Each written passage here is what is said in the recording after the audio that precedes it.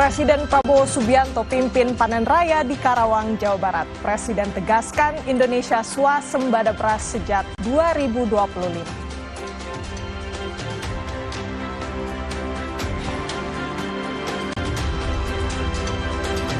Antisipasi super flu, Bandara I Gusti Ngurah Rai operasikan pemindai suhu tubuh yang sebelumnya digunakan saat pandemi COVID-19.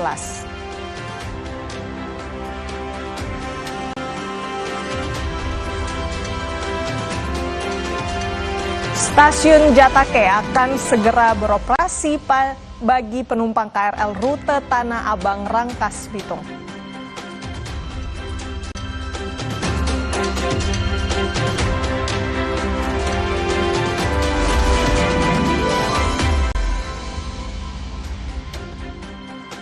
Selain 3 informasi tadi, Saudara, Jurnal Merah Putih masih punya beragam informasi lainnya untuk Anda. Bersama saya, Renata Panggalo, hanya di Kompas TV, independen, terpercaya.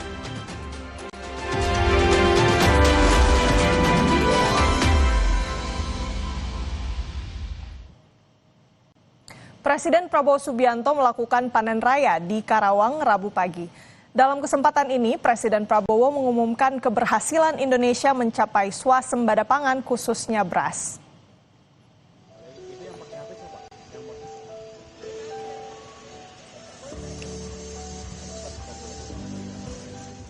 Dalam kunjungannya ke Karawang, Jawa Barat, Presiden Prabowo meninjau sejumlah produk pertanian yang dipamerkan serta memantau aktivitas petani di sawah, mulai dari penanaman hingga panen padi.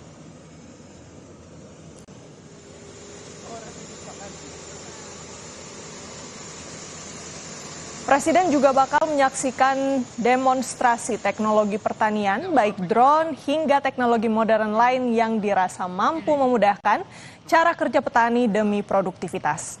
Diketahui Indonesia sempat menjadi importir beras terbesar. Hal itu tak lagi terjadi sepanjang tahun 2025 kemarin.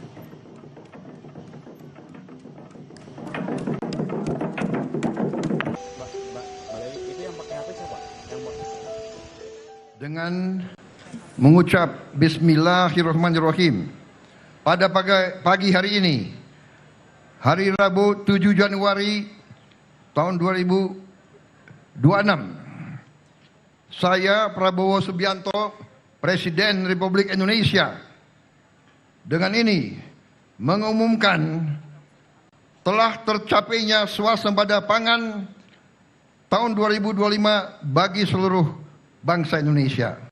Terima kasih. Sorotan berikut, Gubernur Jawa Barat Deddy Mulyadi mengeluarkan kebijakan larangan budidaya kelapa sawit di seluruh wilayah di Jabar. Sebelumnya pemerintah Kabupaten Cirebon menyampaikan terdapat sekitar 400 batang tanaman sawit di lahan seluas 2,5 hektar di Bukit Cigobang yang kini akan dicabut. Gubernur Jawa Barat Deddy Mulyadi menginstruksikan seluruh bupati dan wali kota di Jawa Barat untuk tidak menanam kelapa sawit. Deddy meminta Kepala Dinas Perkebunan untuk segera menyiapkan surat edaran maupun peraturan gubernur sebagai dasar hukum penghentian penanaman kelapa sawit. Kesulitan air bersih yang dialami masyarakat di sekitar perkebunan kelapa sawit menjadi salah satu alasan utama pelarangan tanaman kelapa sawit di Jawa Barat. Dan saya sudah meminta Kepala Dinas Perkebunan untuk membuat surat edaran atau pergub larangan budidaya sawit di Jawa Barat sejak sekarang. Karena dulu sudah ada, kan di Sukabumi ada, di Subang ada. Di Subang itu keluhan masyarakat yang kekurangan air di daerah air sawit. Jadi saya membuat larangan karena Jawa Barat kecil daerahnya, kemudian wilayahnya sempit, sawit kan merupakan areal yang sangat terbatas. Sebelumnya pemerintah Kabupaten Cirebon memastikan akan melakukan tindakan sesuai surat edaran Gubernur Jawa Barat Deddy Mulyadi terkait larangan penanaman kelapa sawit. Menurut data Pemkab, terdapat sekitar 400 batang tanaman kelapa sawit di lahan seluas 2,5 hektar di Bukit Cigobang. Masih di lokasi yang sama, terdapat lahan lain yang siap ditanami kelapa sawit tahap berikutnya. Pemkab Cirebon akan mencabut tanaman kelapa sawit di kawasan Bukit Cigobang, Kecamatan Pasaleman, dan menggantinya dengan tanaman lain yang sesuai. Jadi ini baru perencanaan 2,5 hektar ya. Hektar setengah 400 batang. Saya ninjau di sini masih kecil ya. Maka dengan adanya edaran Pak Gubernur, kami dari Kabupaten Cirebon akan mendukung, bahkan kami kepada petaninya mangga akan diganti untuk tanaman-tanaman yang lainnya, misalkan di Cirebon ini mangga, kalau di Pasalama cocoknya misalkan mangga gincu. Kami dari pemerintah akan membantu masyarakat itu. Sawitnya ya dicabut gitu. Pencabutan kelapa sawit dilakukan bersama masyarakat, tim penanam, dan pemerintah desa. Alih komoditas dilakukan demi menjaga kelestarian lingkungan di kawasan perbukitan. Tim Liputan Kompas TV. Perum Perhutani KPH Madiun membagikan 600 bibit pohon berbagai jenis kepada warga untuk program penghijauan di awal tahun 2026. Selain Madiun, pembagian bibit juga dilakukan serentak di beberapa daerah dengan total 2.026 bibit. 600 bibit pohon berbagai jenis dibagikan kepada warga. Bibit yang dibagikan adalah jenis pohon jati dan buah-buahan. Pembagian bibit pohon gratis yang dilakukan di kawasan Simpang 5 Patung Pendekar, Kota Madiun ini menarik minat para pengguna jalan yang sedang melintas.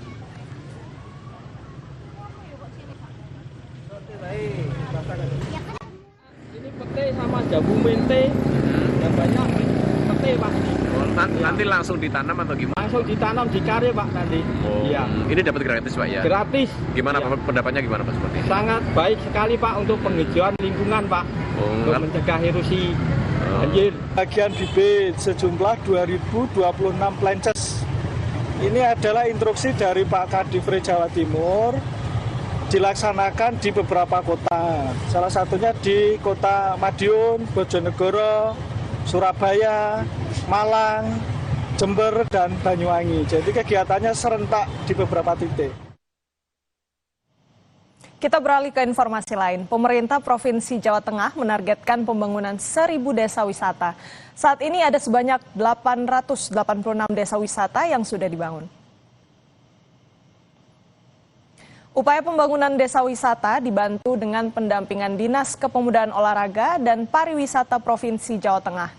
Kepala Dinas Kepemudaan Olahraga dan Pariwisata Provinsi Jawa Tengah, Muhammad Masrofi menyebut, pembangunan disesuaikan dengan keunggulan spesifik sesuai dengan potensi lokal setempat. Pembangunan desa wisata didorong dengan cara memberikan pemberian, pelatihan, dan pembelajaran seputar strategi pemasaran daerah pariwisata. Diharapkan desa wisata yang dibangun melalui pendampingan pemerintah ini dapat membuat desa mandiri dan berdaya sehingga meningkatkan ekonomi lokal.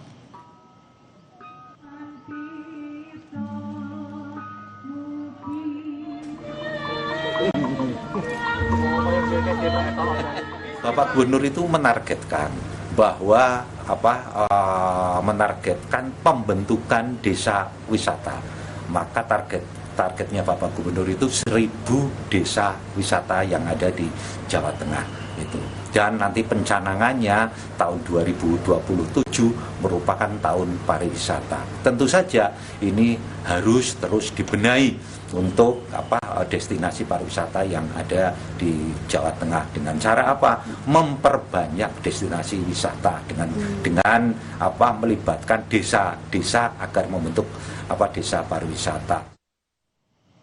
Sorotan lain, pemerintah menyebut kasus superflu tersebar di 8 provinsi di tanah air. Bandara Igusti Ngurah Rai pun akan kembali mengoperasikan pemindai suhu tubuh yang sebelumnya digunakan saat pandemi COVID-19.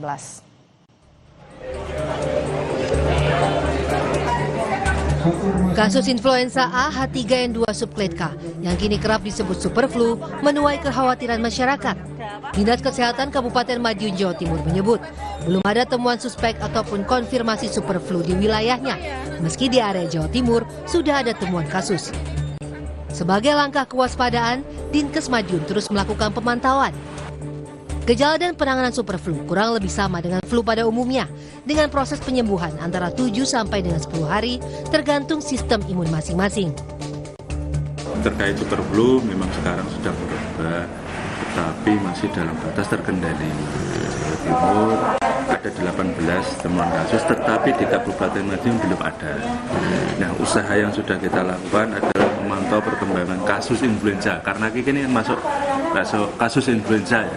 Kita memantau perkembangan kasus influenza itu di SKDR, Sistem Kewaspadaan Dini Respon Cepat, yang ada di Puskesmas. Pemerintah Provinsi DKI Jakarta juga telah menyiapkan langkah antisipasi superflu. Hal ini disampaikan Gubernur DKI Jakarta Pramono Anung usai meninjau Taman Gapura Cakung, Jakarta Timur. Pramono juga telah berkomunikasi dengan Menteri Kesehatan terkait adanya kasus superflu yang telah masuk ke Indonesia. Gubernur menyebut belum ada laporan kasus superflu di Jakarta. Ya, berkaitan dengan superflu, saya secara khusus sudah meminta kepada Kepala Dinas Kesehatan, Ibu Ani, untuk mempersiapkan itu. Memang sampai hari ini dari laporan yang ada di Jakarta belum ada. Toh kalau ada pun kita juga harus bersiap.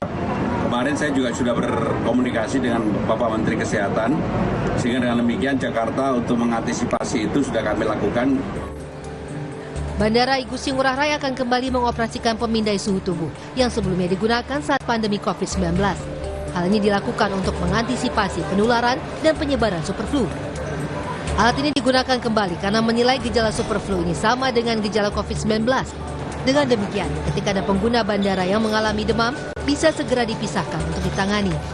Sebelumnya, Kementerian Kesehatan menyebut sampai akhir Desember 2025, tercatat ada 62 kasus superflu yang tersebar di 8 provinsi.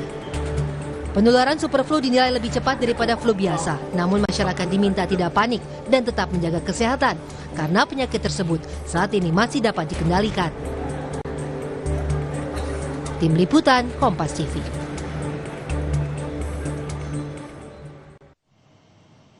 Satuan Pelayanan Pemenuhan Gizi Wongsolo Gagak Sipat lakukan uji tersendiri untuk memastikan keamanan makanan. Informasi selengkapnya saudara usai jeda tetap di Jurnal Merah Putih.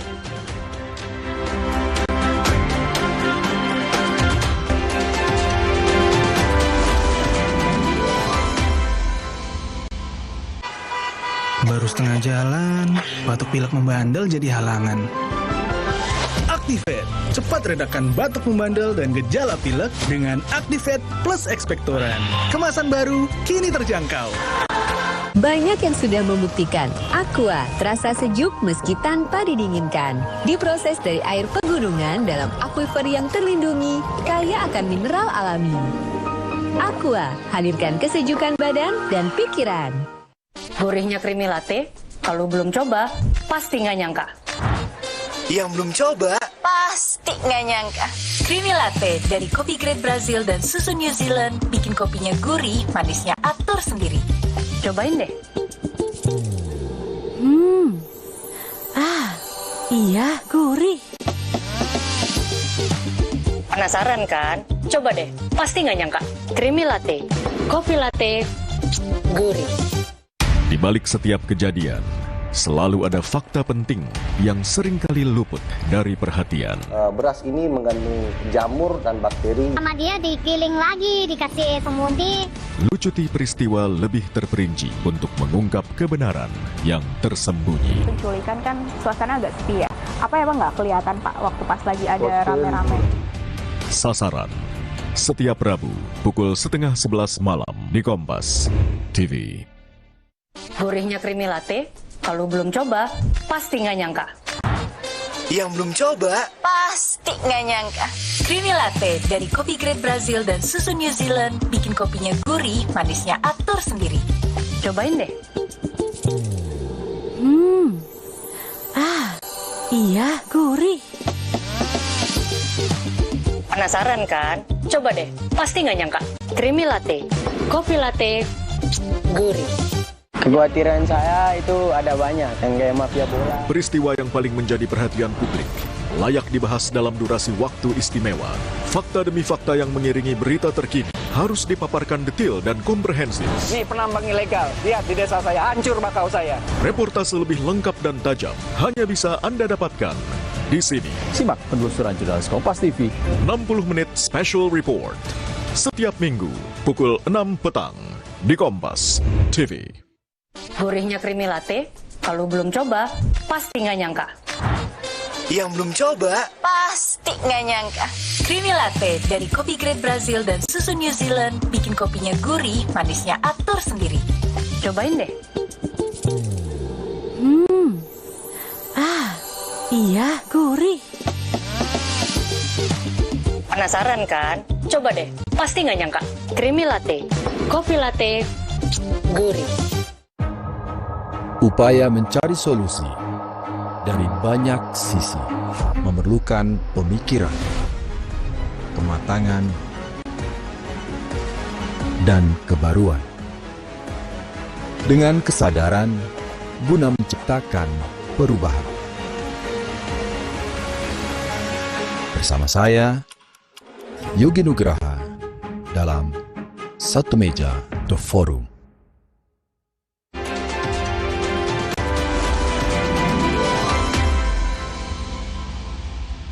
Terima kasih Anda masih di Jurnal Merah Putih. Makan bergizi gratis atau MBG ditargetkan akan capai 82,9 juta penerima manfaat di tahun 2026. Hal ini disampaikan Mensesnek Prasetyo Hadi saat datang retret di Hambalang. Menurut Prasetyo, pelaksanaan makan bergizi gratis yang targetnya adalah 82,9 juta penerima manfaat saat ini sudah mencapai 55 juta penerima manfaat. Pemerintah akan penuhi target tersebut pada tahun 2026.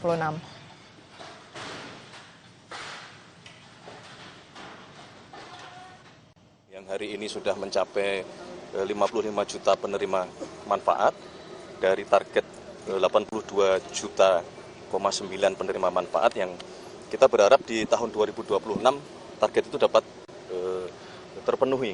Nah, tentu saja dengan sekali lagi dengan beberapa evaluasi selama pelaksanaan 1 tahun dan hari ini bertepatan dengan 1 tahun pelaksanaan program makan bergizi yang dimulai 6 Januari 2025 yang lalu. Saudara, Satuan Pelayanan Pemenuhan Gizi Wongsolo Gagak Sipat punya cara tersendiri untuk menjaga keamanan makanan sebelum didistribusikan. Selain adanya aturan ketat, saat proses persiapan, SPPG juga melakukan pengujian khusus. Seperti inilah kesibukan ahli gizi SPPG Wongsolo Gagak Sipat di Kecamatan Ngemplak, Kabupaten Boyolali, Jawa Tengah. Sebelum didistribusikan kepada penerima MBG, ahli gizi selalu melakukan uji organoleptik meliputi aroma, rasa, hingga tekstur makanan. Setiap hari mereka melakukan uji organoleptik pada makanan yang akan diberikan kepada siswa. Selain uji organoleptik, pihak SPPG juga menerapkan prosedur ketat untuk semua petugas. Antara lain, menggunakan pakaian khusus saat memproduksi makanan. Begitu pula dengan kualitas bahan masakan berkualitas baik seperti sayur, daging ayam, telur, lauk, bahkan bumbu yang masuk dapur harus kondisinya segar dan dalam kualitas baik. Di sini sebelum didistribusikan ke penerima manfaat, di sini ada namanya uji organoleptik. Nah, di situ nanti ada pengujian aroma, tekstur, kemudian rasa yang akan dilakukan oleh ahli gizi. Untuk SOP sendiri, kita dari personal dulu. Yang pertama, setiap personal yang masuk dapur itu harus menggunakan APD. Mulai dari masker, hairnet, kemudian pakai sarung tangan. Nah, kemudian di dalam dapur itu tidak boleh menggunakan aksesoris. Semisal cincin, kalung, jam, itu sangat tidak diperbolehkan. Karena itu nanti akan terjadi kontaminasi yang membahayakan makanan. Melalui uji organoleptik sebelum pendistribusian makanan, diharapkan dapat menjaga kualitas makanan agar tetap aman bagi penerima manfaat. Tim Liputan Kompas TV Boyolali, Jawa Tengah. Sorotan berikut, saudara, para pejuang swasembada pangan menerima penghargaan dari pemerintah Kabupaten Blora, Jawa Tengah. Mereka terdiri dari pegiat pertanian, penyuluh pertanian, hingga anggota TNI. Penghargaan diberikan pada mereka yang dinilai memiliki kontribusi besar dalam mendukung swasembada pangan di Kabupaten Blora. Berkat kontribusi para pejuang swasembada pangan ini, produksi padi Blora menjadi nomor 2 yang terbanyak se-Jawa Tengah. Wakil Bupati Blora Sri Setiorini mengatakan, Penghargaan ini diberikan untuk memberikan motivasi kepada para pejuang kedaulatan pangan. Ia berharap mereka bisa terus berkontribusi mendukung ketahanan pangan di Blora.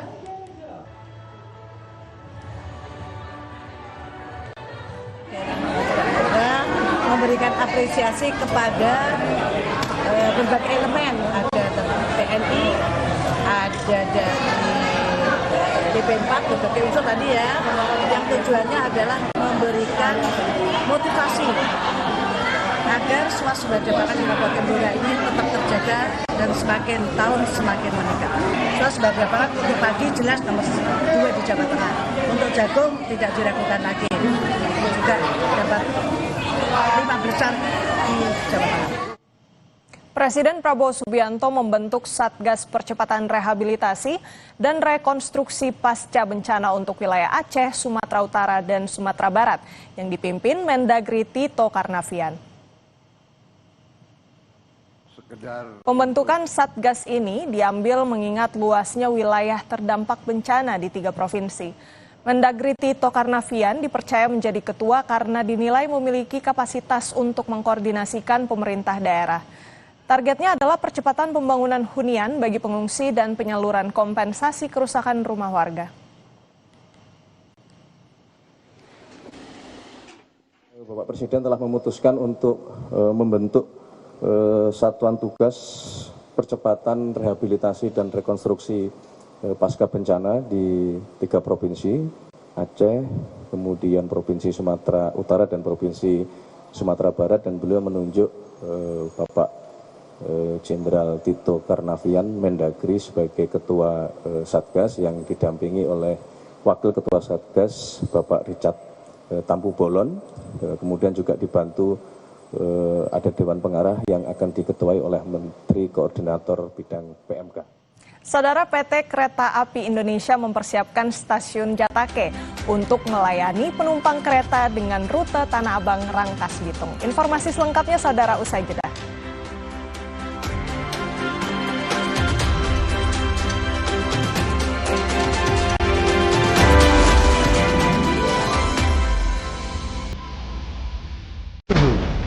Dan informasi teraktual seputar peristiwa terkini dari seluruh penjuru tanah air. Polisi menyebut kebakaran diduga akibat kebocoran pipa gas. Cuaca buruk yang mengakibatkan gelombang tinggi di wilayah pantai selatan. Beragam kabar penting dan menarik. Juga informasi lainnya kami hadirkan. Indonesia Update edisi kali ini saudara, saya Ihsan Sukono. Saya Maido Pelfri. Indonesia Update, Senin sampai Jumat, pukul 3 sore, live di Kompas TV.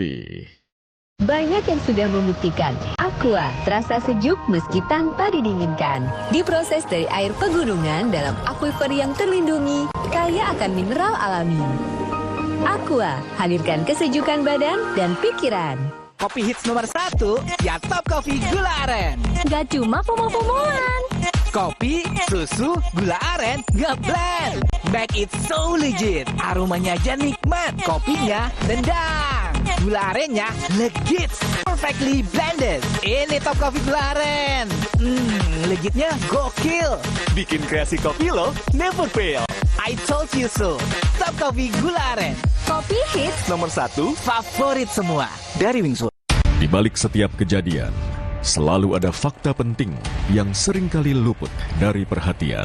Beras ini mengandung jamur dan bakteri. Sama dia digiling lagi, dikasih semudi.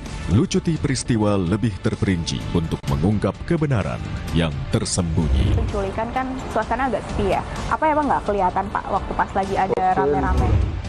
Sasaran, setiap Rabu pukul 10:30 malam di Kompas TV. Upaya mencari solusi dari banyak sisi memerlukan pemikiran, kematangan, dan kebaruan. Dengan kesadaran guna menciptakan perubahan. Bersama saya, Yogi Nugraha, dalam Satu Meja The Forum. Ubah malas jadi semangat. Rasakan sensasi dan emosi dalam setiap aksi dengan berita olahraga terkini dari arena nasional hingga gelanggang dunia. Kompas Sport juga akan menyajikan sejumlah informasi olahraga menarik lainnya. Menjadi Kompas TV independen terpercaya. Kompas Sport. Ikuti pada hari dan jam berikut. Live di Kompas TV.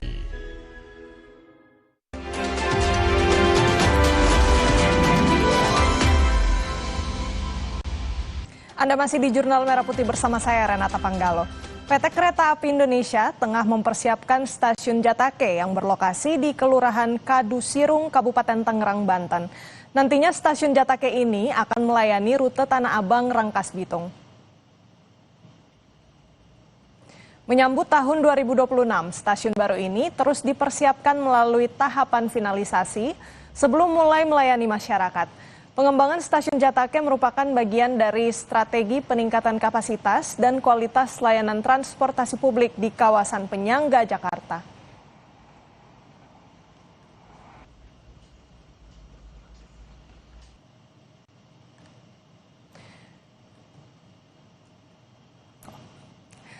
Dari informasi yang kami dapatkan dari manajer Humas KAI Daob 1 Jakarta Pranoto Wibowo menjelaskan bahwa dalam tahap persiapan akan dilakukan dalam waktu dekat pengujian terhadap prasarana dan kelengkapan dokumen di stasiun Jatake.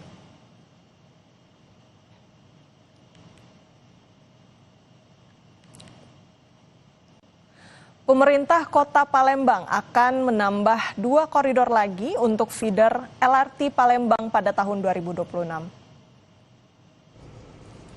Rencana penambahan 2 koridor baru feeder LRT sesuai dengan usulan masyarakat dan melihat kebutuhan penumpang. Sejak mulai beroperasional pada tahun 2022 yang lalu, sudah ada 8 koridor feeder LRT di Kota Palembang. 2 koridor menjadi tanggung jawab Pemkot Palembang dan 6 menjadi tanggung jawab Balai LRT. Kita mengusulkan ke Kementerian Perhubungan menambah 2 koridor lagi, jadi 2 koridor. Dan ini kita masih menunggu jawaban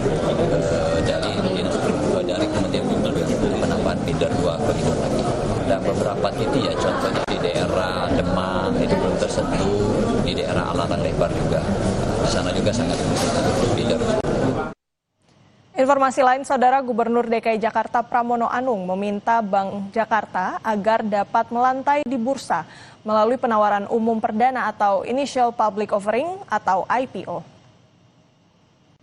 Menurut Pramono, dengan menjadi perusahaan terbuka, bank tidak mudah dipengaruhi pejabat atau pihak tertentu karena pengelolaannya akan lebih terbuka dan profesional. Setelah IPO, saham perusahaan dapat dibeli oleh masyarakat dan investor dan serta diawasi lebih ketat karena berada di bawah pengawasan publik. Dengan mekanisme ini, kepercayaan masyarakat terhadap Bank Jakarta akan meningkat. Bismillahirrahmanirrahim. Salam sejahtera bagi kita semuanya. Swastiastu, namo buddhaya. Salam kebajikan. Satu hal yang saya pesankan adalah saya betul-betul berkeinginan Bank Jakarta mempersiapkan diri untuk bisa IPO. Sebab itu kalau dilakukan, bank ini menjadi lebih sehat. Tidak lagi bergantung orang per orang. Tidak lagi bergantung pada gubernur, wakil gubernur, dan jajaran yang bisa melakukan intervensi pada saudara-saudara sekalian. Karena apa? Yang ngawasi publik. Dan saya termasuk yang mempercayai itu. Demikian Jurnal Merah Putih, saya Renata Panggalo pamit undur diri. Terima kasih. Sampai jumpa.